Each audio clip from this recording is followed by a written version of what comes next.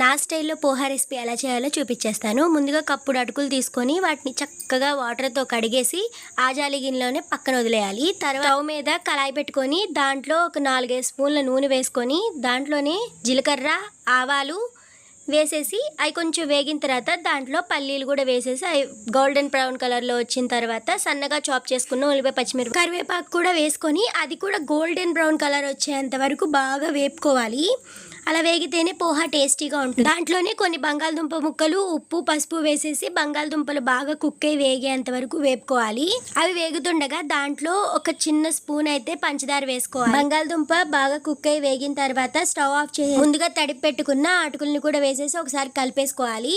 ఇలా బాగా ఒకసారి కలిపేసుకొని దాంట్లో కొంచెం కొత్తిమీర కూడా వేసి కలిపి కాసేపు మూత పెట్టేసి అలా ఒక 2 మినిట్స్ వదిలేస్తే మన ఎమ్మి పోహా అయితే రెడీ. ఇలా అయితే ఒకసారి ట్రై చేయండి. వీడియో నచ్చినట్లయితే ఒక చిన్న లైక్ చేసేయండి. Thanks for watching.